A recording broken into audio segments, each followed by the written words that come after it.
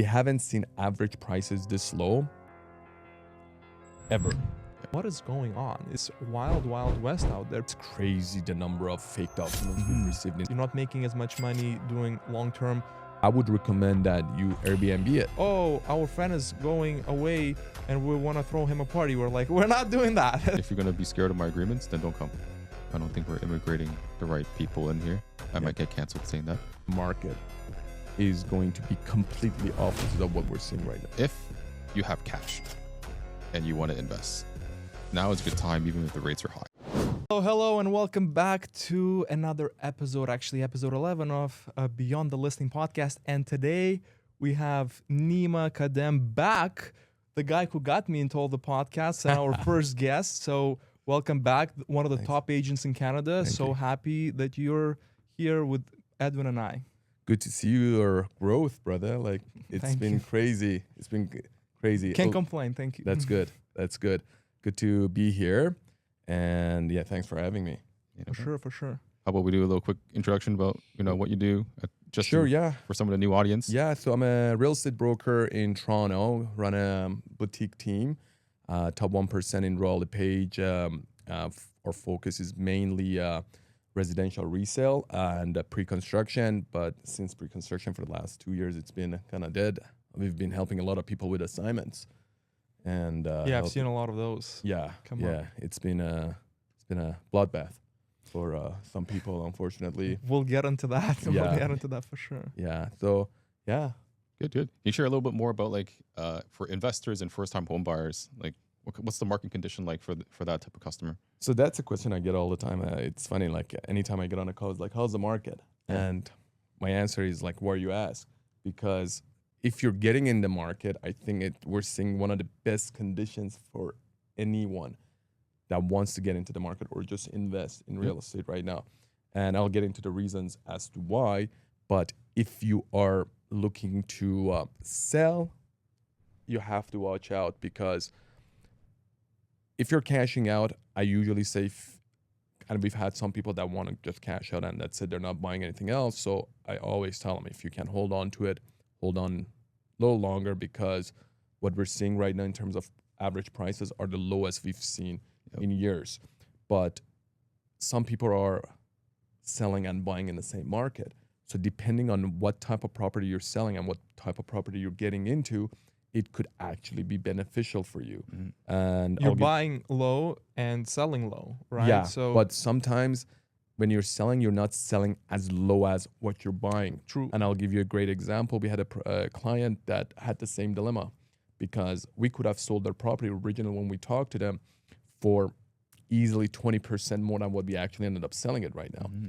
But what they ended up buying, and they were buying, way north of Toronto. They bought a huge property, and that property from the peak was probably down 35%. So they sold, we ended up actually selling it, I would say their property roughly around 12, 13% below the peak of the market, but they ended up buying something 35% below the peak of the market, which worked out for them. And same thing for people that are usually upgrading. So if in this market you're upgrading, let's say you got a detached home, average detached home that's trading around the 1.2, 1.3 million, and you're getting into the luxury market has been hit way harder than the average stuff. So you're buying those property at way more of a discount. So upsizers are a Upsizers good time right now. yeah. Yeah. Or- That makes a lot of sense. Or even There's still opportunity for people. So Edwin dove into granular things right away. Can you give us a little bit of background, general market conditions that are happening right now? Because there's a lot of wild things. Yeah. So that are going we'll on. get into it. Right now, the average price in Toronto is sitting at around $1,020,000, so in the low millions. And we're right now, at the time of recording, we're in September. We haven't seen average prices this low ever, literally. The last time it was this low, I think we might have seen something end of 2023, that the average price came around $1,020,000, $1,030,000. But again, December is historically a low month. But even last December wasn't as low as right now. So in Toronto, the average price has dipped below $1 million, which again, we haven't seen below $1 million average price point in Toronto for a long time. Reason for that is, again, a lot of condo sales have brought the prices down. Yep. Not a lot of detached homes sold. Yep. As a matter of fact, half of the sales that happened in Toronto were in the condo segment. Exactly half of them. So we had about 1,790 to be exact sales in Toronto. And exactly half of that was condo sales, which again, the condo sales are historic low, but those condos that sold are actually sold at very low price points. Majority of them are trading at around $500,000. So this is why we see lower price points, and luxury market, not a lot is trading. So brought the prices down. Do you see more momentum coming through now with potential rate drops in September? So I don't think that rate drop is really gonna do anything. It's not significant enough, right? It's not significant enough. And two, right now, the interest rates that we're seeing are the average interest rates in the market. But the buyer sentiment is low. The problem started in January. Let me just go back to November, December of 2024. The market actually started to pick up. We started seeing a lot of inventory getting absorbed in November. By the end of November, in York region, multiple offers on anything below $1 million. And I remember I bought a client a townhouse. We bought the townhouse at around $900,000. Same townhouse, same complex in December. I think second week of December, ended up selling $90,000 or higher. We're talking about 3 weeks period. Things were picking up, but in January we had Trudeau resigning, so things slowed down. And then we had Trump coming end of January with the tariffs. And then as soon as the tariffs came, they like shut down a valve. That's it. Buyer showings just dried up. And inventory started to build up. So everybody's in holding pattern. They're just seeing what's gonna happen, where chips are gonna land, right? They're just waiting to see. And makes sense. Because of that, not a lot of activity. Yeah, I tell there's a few clients that we have, they're like, we're thinking of selling. I'm like, feel free to do so, but just hold on for a little bit of time, because you'll be selling at the worst possible moment. Like if you don't have to sell, like in certain situations, people have to sell. You don't have to, don't do it. Wait a little bit, right? Wait a 100%. few years. So yeah, but like you said, there's quite a few opportunities, especially if you're on a buyer side.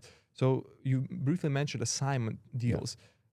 I've been following your obviously social media, and I see you posting all the time. And I have a few other agents, and it's just like assignment deal. I'm like, what is going on? It's wild west out there. People are, from what I hear, people are losing their deposits. Like it's not a little bit of money. People are losing hundreds of thousands, 150, 200,000, even 50,000 after tax dollars. Their savings. That's, people average salary is $50,000 after tax, really, right? People are losing 3 years of salary and just walking away. Like, what's going on? Can you give us a little bit more? Yeah, a lot of equity got evaporated in the pre-construction market, and we've seen a lot of people's savings. Like, I've seen people that had their pretty much their life savings, and they bought a few pre-con thinking, you know what, the market is going to continue to grow at the rate it was growing, and unfortunately, they had no intention of closing.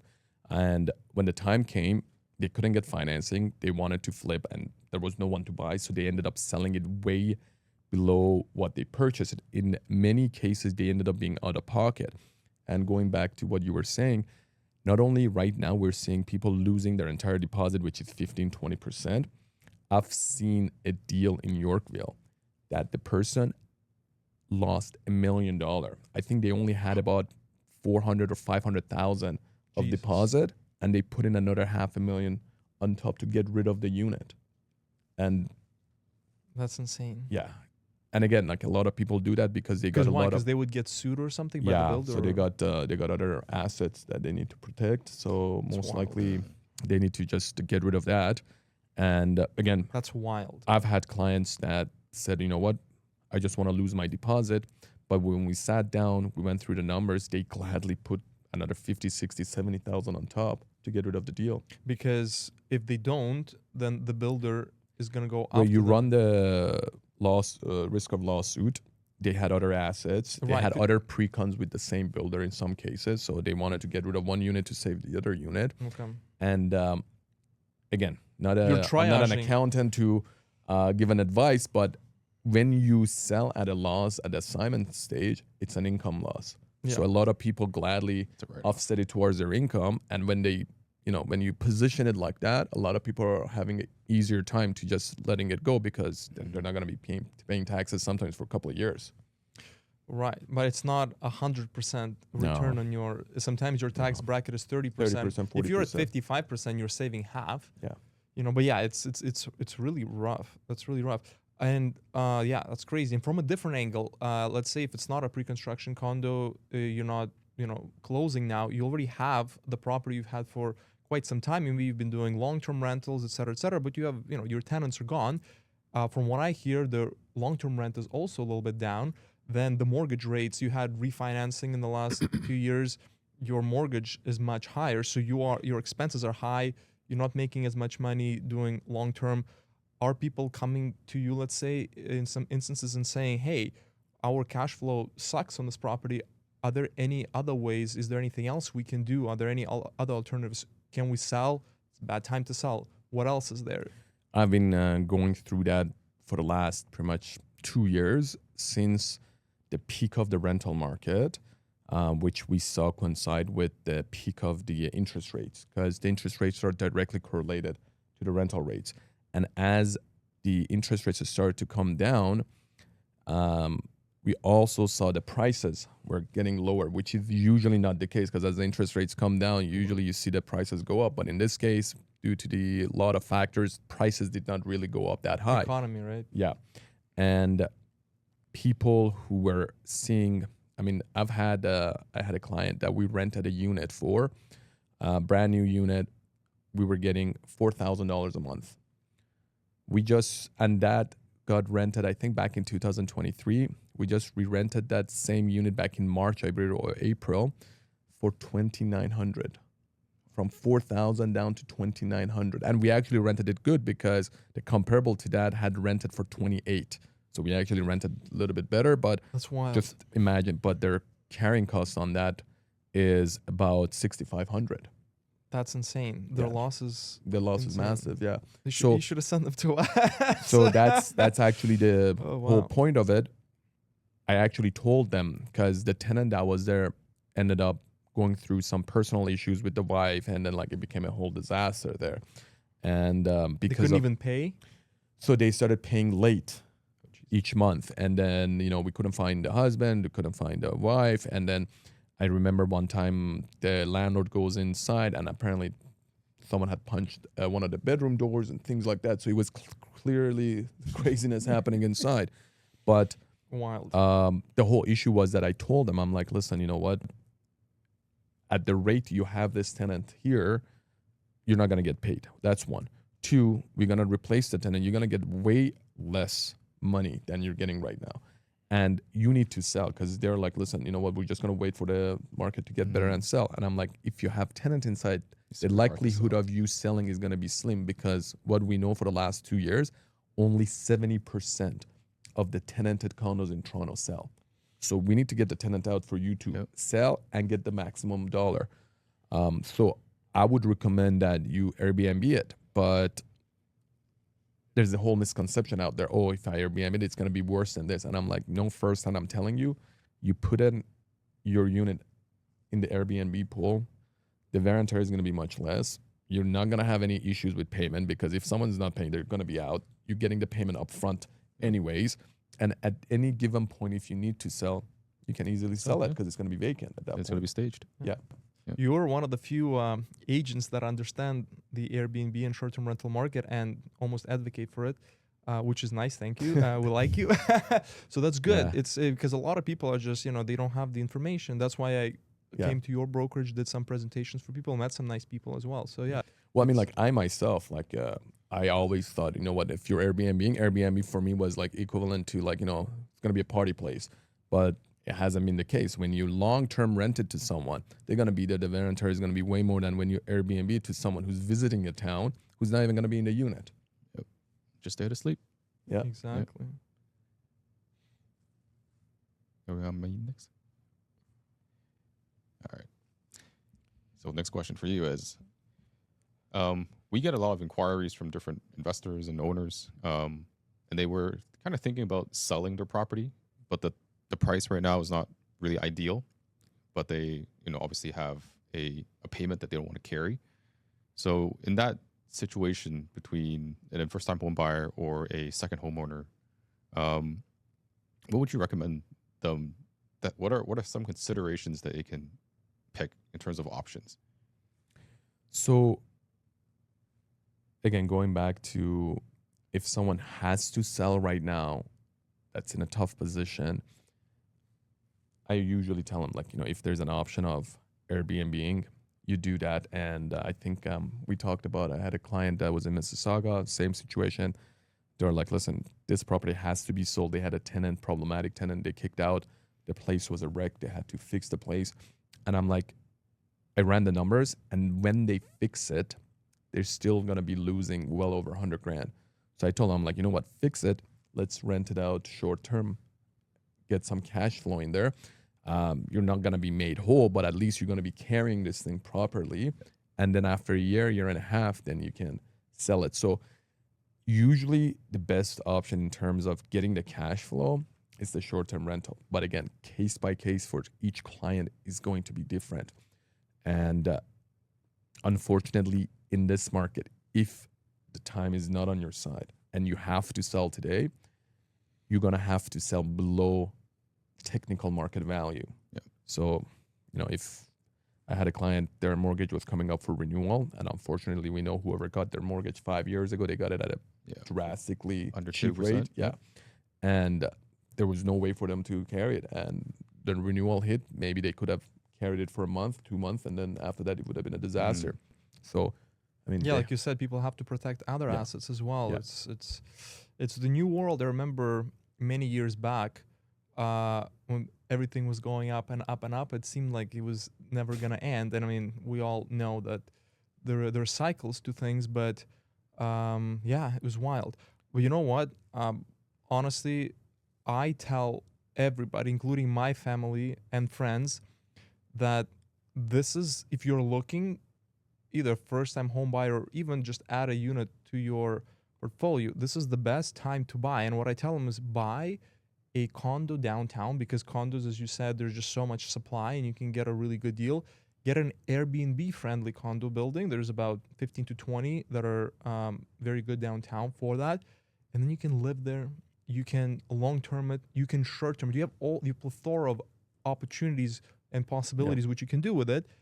And you just basically are getting it at a bargain price.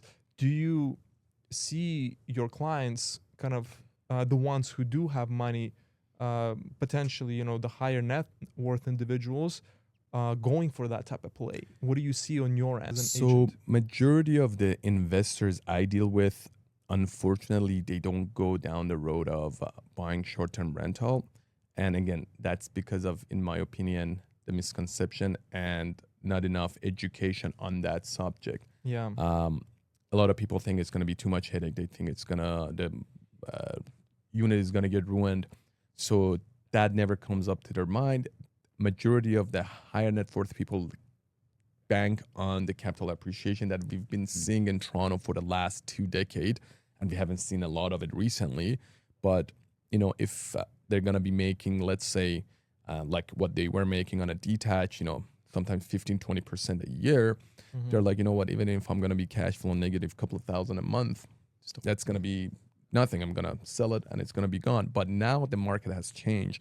So I think as realtors, it's our job to educate people and get them through the numbers so they see it, because not a lot of people account for some expenses they don't see. For example, just the property tax alone in Toronto has gone up 11.9%. That's drastic. When you take that into consideration yearly for the last 2 or 3 years, and then you take into consideration the interest you've been paying on your mortgage, and you subtract that from the capital appreciation, at the end of the day, you might be left with 1 or 2% for the last 5 years. So if you have the proper cash flow and you run the numbers, that whole percentage will change drastically. And people don't account for that. Yeah, and I mean, we did a quick numbers rundown with a friend of mine who's a mortgage broker, and we looked at the numbers, and it was just a completely different ball game when you're switching between long term to short term. And of course, you have to do it legally, and you have to pick a building that, and condos perform better than houses. You know that very well, right? Because you have a CN Tower view, 2-bedroom condo. People are just coming in the summer to, enjoy the city for a few days. You want to make sure you're not handicapping yourself with like a condo that doesn't allow short-term rentals. But if you have these combinations, and again, there are condos that are short-term that are fantastic. 105 George Street, my father owns a condo there. Fantastic condo to live in. I spent a few months there at a certain point in time in my life. It was really great as a place to live. It's not like one of those short-term rental buildings like ICE condos where people are getting shot and stabbed, right? It's you can find the balance, so you don't really have to just look at it as investment into short-term. Yeah. It's just you give yourself a choice when you need to make the decision, because you can live there yourself or rent it long-term, whatever you want to do. And that's the whole point. I mean, we talk about short-term, but technically short-term is less than 28 days. Like a lot of times, it actually makes more sense. There's a lot of demand out there for furnished rentals for 2-3 months. It's Midterm true. rentals. We see some very good numbers in that area as well, because people come and do consulting work, visit their families for an extended trip, some medical things. There's different things for everybody, right? Yeah, I mean, I had a condo downtown for a client, and someone had to be close to a hospital, so they literally paid the top dollar. Exactly. And they're like, listen, we said minimum 6 months. They said we needed for 4 months. They paid the 6 months up front. They were gone by the 5th month. And not a lot of that product is out there. Yes, we actually have pretty much 100% occupancy rate when it comes to midterms. We always are afraid because a lot of these, we call it midterm rentals, they get booked just a few days or a week before the date you want to start it. And we're like, oh my God, is it going to get rented? But then you keep lowering the price. And by lowering the price, you're not renting it below the long-term value. Oh, never. Right, like you're still, but you're not, long-term value. And that's an interesting thing.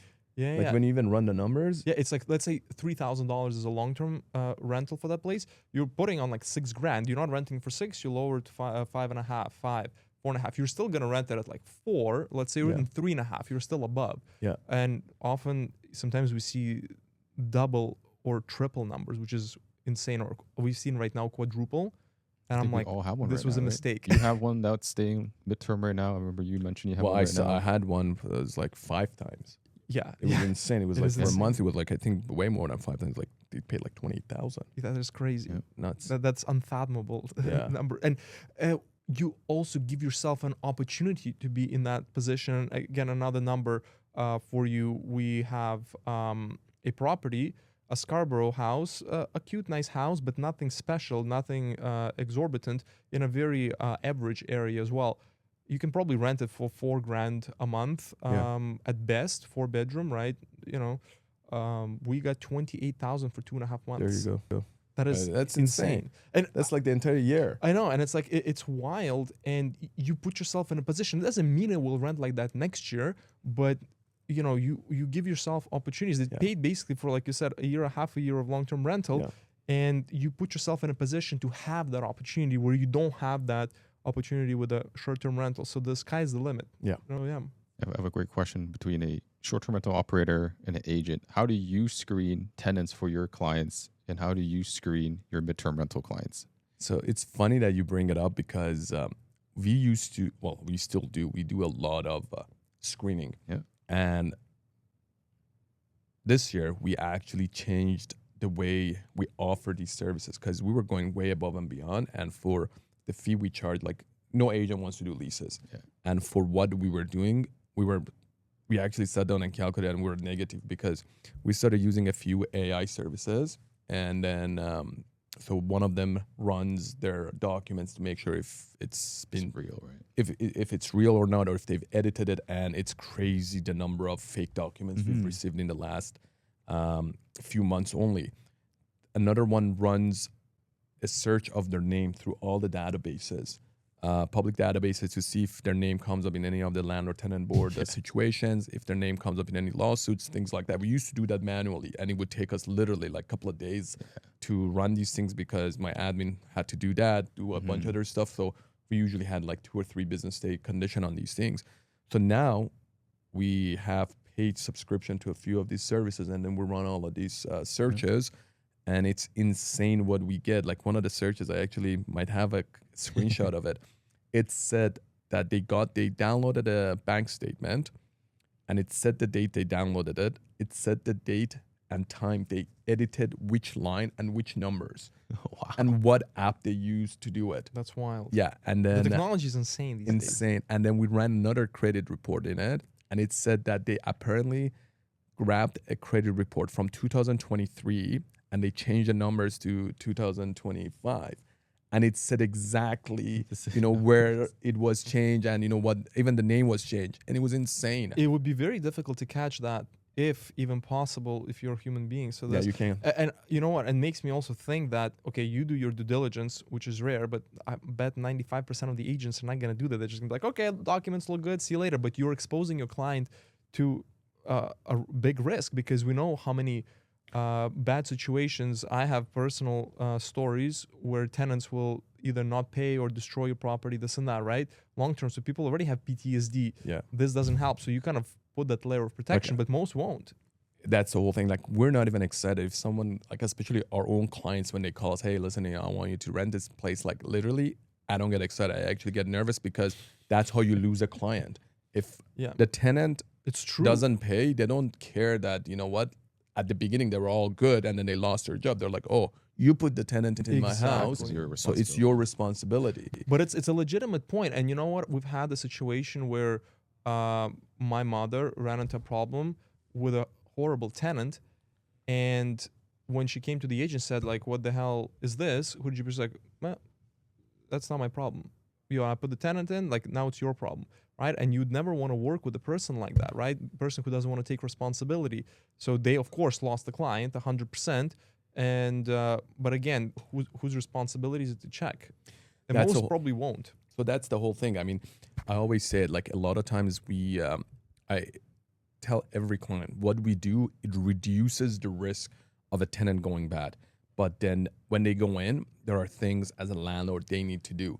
So usually where I see the tenants and landlords conflict is when something goes wrong in the unit. As an example, a dishwasher breaks down, fridge breaks down, and the landlord doesn't attend to it in a timely manner. So we had a fridge that broke down. Unfortunately, the landlord saw the text, said, oh, I'm going to call. The repairman didn't call that day. The next day, tenant is like, oh, what's going on?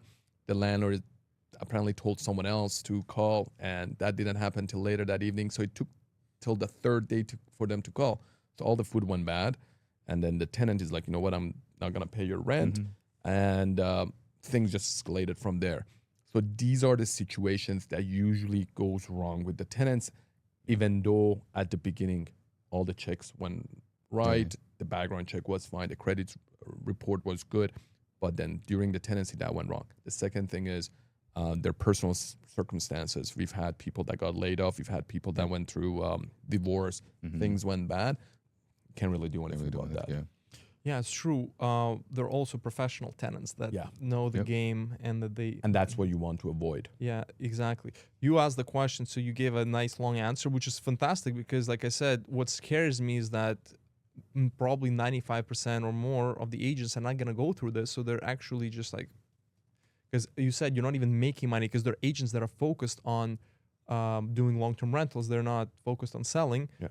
They need to make money. And they can do. They can't be doing these things, because otherwise you have too many expenses. So I'll give you an example. Like, each one of these searches that we do, for one application, could be between $40 to $70. So imagine you get, like, for one of the condos that we were renting out, and it was a small condo, we had to go through 4 offers. So 4 of these searches, like, I mean, we weren't even making money to begin with. Like, it was a $2,000 condo. Yeah, so we're making $1,000, and we're doing that. But anyways, we've changed our leasing packages going forward. So if someone really needs that extra layer of protection, we have to charge them extra fee. Otherwise, Yeah. they can do it themselves. Like a lot Yeah, of it's a business. You're not in the business of not making money, right? Yep. So- yeah, and a lot of landlords we have that they do their own research, and it's funny. Like I've had it happen that we're doing the research, they come back, they're like, oh, this is fishy, and I'm like, okay, you know what? If you're doing that when we don't have to do it, then you take care of the search. And things have changed because I used to manage family properties. There were a bunch of them, and I would just do long-term leases. I would find people on Kijiji, and I had not a single problem with one of them. And I kind of had a few people who were looking at the units. I'm like, this is going to be a bad story. I had a lady who had adopted 8 children, and I feel like she was just trying to get in there with these kids. You would never get her out. She'd never pay. I saw that through, and she was like telling me the sob story, and like she's living off the alimony for those kids too. Like even without a lot of experience, I kind of saw through that. That was very obvious.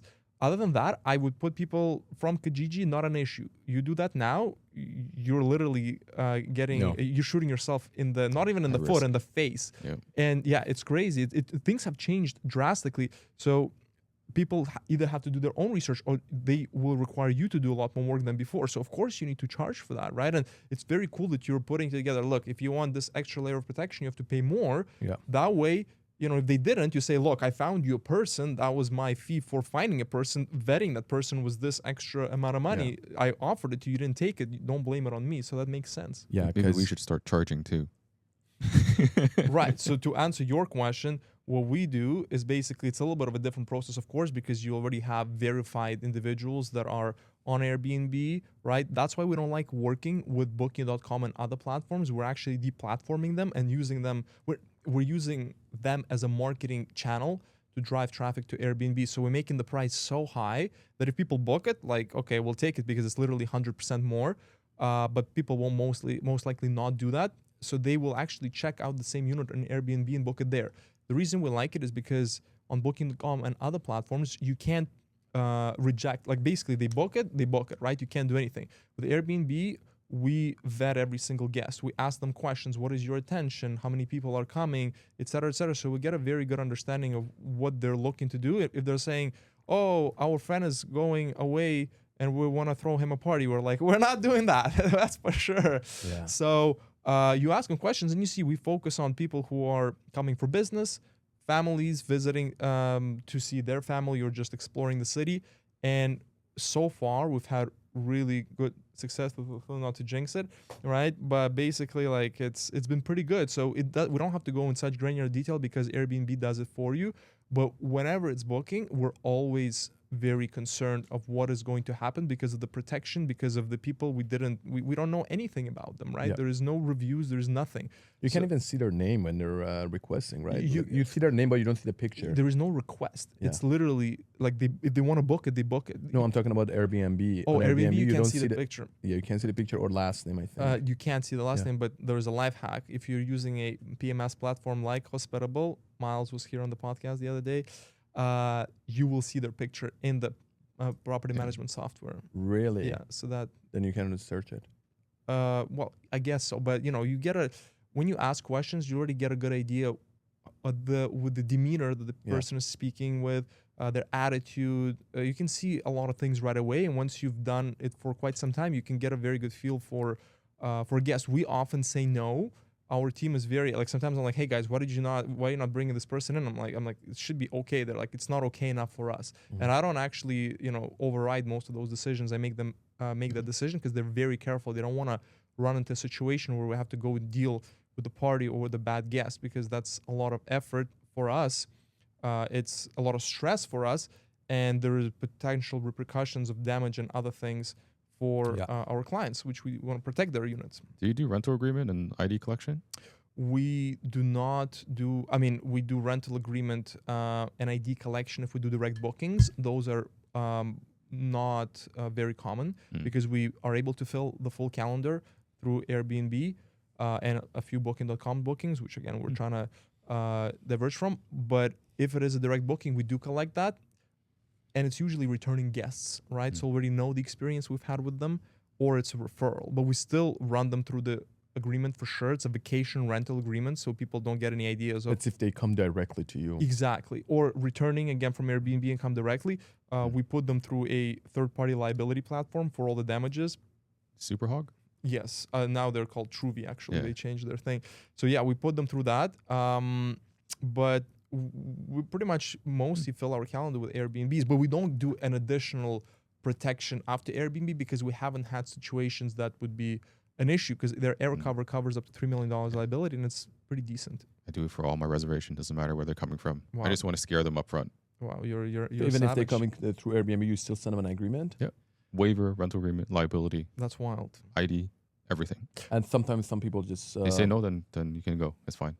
I don't want you. You do cottages. It's a little bit of a different product, so maybe Even you the do city wanna- ones. Oh yeah. Yeah. I just want to scare them up front. If you're gonna be scared of my agreements, then don't come. Because if you read it, then you won't do anything. It's more peace of mind. And if I need to go to LTB, which I have been from a short-term rental, actually a midterm rental person, Oh yeah. took me to LTB, I still won because I had the agreement. How quickly did you win that? Year and a half. Oh wow. Yeah. That's a little frustrating. Yeah. I thought it would be And faster. then they took me to small claims after. Oh wow. So something to watch out for. So these agreements are, I would highly recommend that you just enforce Right, it everywhere. but the only problem is that you're based on the new Airbnb policy, you're technically not allowed to collect people's IDs because they already provided to Airbnb. They're almost like a Under a PMS, you're allowed to do it. if you have a PMS, you're allowed to do it. You can ask for contract. What's PMS? Property Property management software. Mm-hmm. Yeah. So I anyways, guess so. But we haven't had an issue, so hopefully we keep it. you that never way. know. Interesting. You never know. But yeah, I have a lot of clients, like the city clients, who are the ones that we have mostly are scared of LTB. They've been to LTB. They don't want to deal with it anymore. Yeah, it's a rough one. Well, that's actually like perfect way to kind of get back into the Airbnb stuff. Do you think that Airbnb is what is the effect of it on the city of Toronto? Is it a negative effect, a positive effect? What is your take? Again, I know you're more of an Airbnb friendly agent, but still wanted to hear your. So pretty much, I think what you're asking is, would Airbnb be beneficial for, let's say, City of Toronto or housing market? Sure. Right.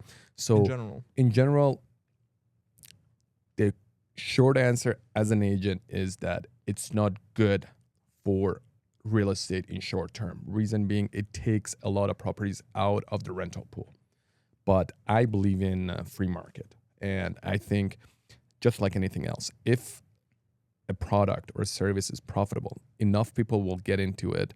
So the supply will go up and the prices will come down, and it will get rid of a bunch of people that are not performing properly or they're not doing the service right. yes. So going back to that question, Airbnb will take some properties out of the rental pool.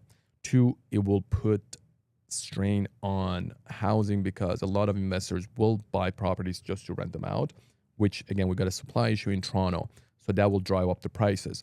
But again, going back to the whole point of housing in Toronto, majority of the cost in Toronto is taxes, right? When you got 1/3 of the cost of any brand new condo related to levies, development charges, and taxes, if you cut those costs down, make it more affordable, then you're going to have more supply.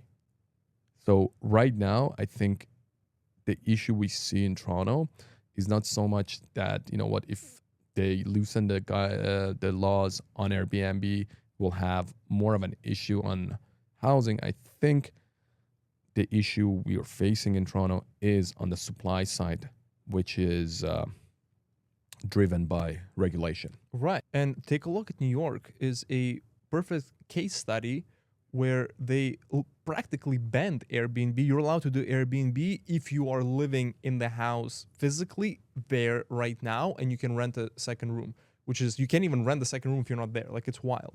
So technically you can't do Airbnbs the way we think about it. And their reasoning was exactly what you're saying from one side, like, hey, you're going to take away a lot of the supply of the market for people to rent long-term for, like, regular housing. Well, they did that, and they were expecting the prices are going to go down. There's going to be more supply.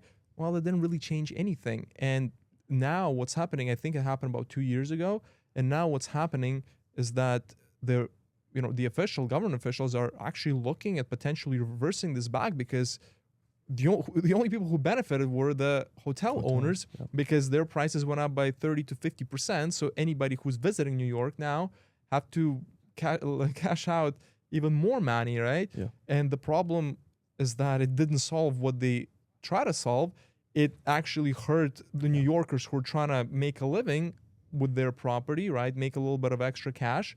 And the only ones who won were the hotels. So I hope Toronto officials are kind of looking at that case study. It's a failed situation. So they reversed that right now? They haven't reversed that, Right. but there are talks Okay. about that this is Yeah. really not doing anything, and it's only hurting their own population, and corporations are making money. See, that's my whole point. Like, if you own a property, you should be allowed, in my opinion, to rent it out however you see fit, as long as, again, you're not really breaking any laws or causing any disturbance to your neighbors, right? Like, that whole quiet enjoyment, I think, takes precedence to anything else. But if you're renting it short term, there's no problems with any guests that are coming in, or there's no noise complaint. It's just, I think you should be allowed to do it. I think so too. Going back to what you said earlier about taxes, I think I agree with you. I come from the planning background. I feel like the market right now, there's no building of single family homes, which is what Canadians want. The development charges are just through the roof. I think they went up 3 times or 4 times in the last few years. Yeah. And that's why there's no one building. And all we got is a bunch of condos. Yeah, like last year, the development charges went up once in May, once in June, once in July. Yeah. And the interesting thing is, no media talked about the second and third raise. Yep. They just talked about the first one, and it literally doubled up within like 4 months. Yep. And Yeah, it's Airbnb is insane. like scapegoat. Yeah, it's insane. And then they're complaining that there's not enough housing supply. You're not letting. They're complaining that people don't want to do long term. Well, you're not giving people a good opportunity. Well, to there's do no long-term. incentive to do long term. Exactly. When you're property tax, so here's the Getting issue. screwed, right? You're gonna put in a tenant who's not gonna pay you. So here's the issue I see. You're putting a rental cap on properties to not increase more than 2.5%, which previously was tied to CPI. So if the inflation went over 2.5%, you could have increased it. But when we had inflation go up 5 to 8% in the last few years, they said no, rent increases cannot go up more than 2.5%. But how is that a possibility when your mortgage rate has gone up, when your maintenance fee has gone up 10%, Inflation has gone up. and your property taxes went up within almost 2 years, 11.9%? You can't increase your rent. Yeah. Like, it doesn't even make sense. So I think the issue we're saying right now with the rental supply is the fact that no one's making money. So if you're not making money, why would you invest in a rental supply? Exactly. And majority of the rental supply in Toronto was coming from mom and pop investors buying one condo and renting it out. And this is why Right. we saw a boom in pre-con. Yep. Now the government put in some incentive for builders to build purpose-built rentals through CMHC. You can do 5% down only and build like this massive condo. But a little bit too late. That's one. And two, what are you going to do with everyone that bought condos right now? And all these builders that bought one type of product, studios, one bedroom plus dens. And this is why we see condo market crashed. Yeah. Because use case is too low. You only got the students that can't afford it, and they're the main tenants. Yeah. Families can't stay there. It's too small. Too small. Like, you get a 2-bedroom for 600 square feet. Right now, That's Shepherd wild. and Allen, they built these condos. 2-bedroom is 550 square feet. And it was built for students that are going to York University. That's But crazy. that's nuts. That's a shoebox. yeah. That's Hong Kong. That's my land, man. yeah, that's Hong Kong I was a size. 680 square feet, 3-bedroom, 1 bath, no 2 bath. So they actually have a 690 square feet Yeah. for 3 bedrooms in Yeah. that condo. Like, I saw it, I'm like, how is that even Yeah, I possible? mean, We have so They much have good land case here. What study. the hell is going on? Yeah. I mean, except for Hong Kong, that was probably worth like $5 million. But here, yeah, not so much. In terms of, again, the market trends, it's a difficult situation. It's a slow market. What properties actually do well? What products on the market do well even in these difficult conditions, would you say? So right now, as of last month, and I would even say in the last 3 months, that the market has slowed drastically. The highest growth in sales have come from freehold towns and semi-detached.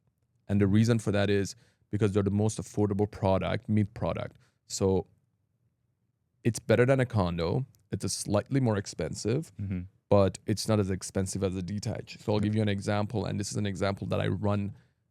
Like these are the case studies that I run with clients that are especially upgrading from a condo. Mm-hmm. Right now, we have the smallest gap between condos and freehold towns. Mm-hmm. So the average price of a condo right now is sitting at around 667,000. Mm-hmm. The average price of a town, freehold town, is sitting at 1,131,000. To put things in perspective, 3-4 months ago, that number was 1,270,000, and then before that, it was always over 1.3 million. Yep. So now we're at 1.13. So if someone is upgrading from a 2-bedroom condo to go to a town, and they're gonna get like 3 times the square footage, this is the best time To for that upsize, upgrade. yeah. Yeah, to upsize. Same thing for semis. Semis are, I think they're hovering at around 1.3, Mm-hmm. around 1.2, and they were always over 1.3. Do you see these buyers holding on to their condos still, like with a, I guess it depends on when they bought it. If they can refinance and then get another mortgage or get, I mean, again, depends who mostly their for selling. agent is, because I actually called a few of my clients that bought large condos. Yeah. They bought them to move in. One of them didn't end up moving in, and we rented it out. And this year I called them and I'm like, listen, here's the price of your condo. And they bought it, again, in the last 4 years, but they still making money. This is, again, talking about buying the right property, Yep. buying it at the right project. So they bought a 2-bedroom, 1,000 square feet for about $799. We sold that this year for $1,090,000. When did they Wow. buy it again? 2019. Okay. Which building? Tridale Auberge. Ah, Mm. okay. Yeah. Oh, I mean, Tridale's The Yes. LRT, safe right? pay, yeah. With Yeah, it's next to the LRT, larger Yeah. condo, 1,000 square feet. The reason I told them was, I'm like, they were getting 3,200 rent. Mm. I'm like, I can sell this for you, buy you a detached, probably around 1.2, Yep. and get you 5,000. more rent, but you're in a detached, which right now it's at its lowest point, and these properties that are around 1.2, they used to be at 1.5. So once the market Yeah. goes up, you're gonna be back Yeah. at 1.5. Yeah. So we did that. We bought them a beautiful property, detached, 4-bedroom. We rented it out, no problem. Right now, talk to another client, same thing. They bought a 2-bedroom condo, a 3-bedroom condo, and they bought it, I believe it was a few years ago during COVID too. Mhm. We were still able to get them out without any loss, and they made a small profit for them to go to a semi. Mm-hmm. Mhm. And again, a lot of people look at this are like, oh, you know what? If I sell my condo, I'm not gonna make money. So pretty much, I mean, in their case, if you take into consideration like the interest they paid, the land transfer tax, maybe they're negative, but that semi that they're getting, That's a different play, right? yeah, it's Appreciation's long term is better. gonna be way Yeah, better. Way better. Yeah, yeah. Also, That- there's no condo fees. Yeah, Nothing. that's interesting. So yeah, you're saying that those 1-bedroom condos, the small condos, there's so many of them. They are the product that is getting killed right now, but the semi-detached homes and town, whatever you Freehold call it, towns. exactly those. Would you also lump in the larger condos, like the 3-bedroom Yeah. condos, like the massive So the ones? So yeah, so the 2 larger bedroom. 2 and 3-bedroom condos are still in high demand. So, and I'll give you an example. Because you can actually live there and have a small family. Live 100%. We had a listing downtown Toronto, I think it was roughly 2,500 square feet, 2,400 square feet. Actually it was 2,200 square feet, and then they had 800 square feet of terrace. So That's pretty that's sizable. that's a massive condo, and you don't find a lot of them. But the price point was also high because these guys really upgraded it and they needed to get their money out. So when I searched for condos in that square footage, there was only 2 other condos, and they were priced ridiculously high. Mhm. We ended up pricing this at 2.6 million. When I took the average showings for condos over 1.8 million, I saw there was still a lot of activity, but I didn't expect this much activity. We Hmm. listed this in December. We got 16 showings in 2 weeks. Ended up selling it. Like I think we sold it 2.53 and we're listed at 2.599. Mhm. Yeah. You're competing against more Homes. luxurious Yeah. homes already. Somebody wants this for a lifestyle, right? Exactly. And Yeah. same thing again, going back at Bayview and Eglinton, we sold a condo, again, 1,600 square feet. These are family-friendly condos. They have a lot of outdoor space too. So for people, and there's not a lot of this product out there. Right. Yeah, Right. there's not a lot of That's the inventory thing. for that. That's the Yeah. thing. Yeah. Let's slowly start wrapping this up, and I guess like a question to you, for you, look into the future. How do you? What do you? I mean, we don't have a crystal ball right here, unfortunately, but where do you think the market will be going in the next few years? Time frame, if things are going to be getting worse, if when the turnaround is going to happen, where it's going to go. Your personal opinion with your expertise, like I said, anything can happen in 2 months. Yeah. We can have a nuclear war, hopefully not, but I mean, for the last 2.5 years, statistically, we've been seeing every month 10 to 30%, sometimes 50% below average sales volume in GTA. So let's just say average sales volume right now should be around 10,000. Last month was roughly 5,700. So there's a pent-up demand, in my opinion, especially with the number of immigration we've had for the last 5 years. So these people need to buy a home. A lot of people are on the sideline. I see it firsthand on a lot of clients that we sat down, we had the buyer consultation, we got them pre-approved, but because of the uncertainty, especially with the tariffs, they didn't end up purchasing because they saw their business, not being stable. Some of them, their job wasn't stable. They saw their colleagues getting fired, being laid off. I feel like once the tariff situation sorts itself out, either it's solved or when something like this gets prolonged for too long, people get numb to it. or it gets stabilized, right? Yeah. People get used to anything. Yeah.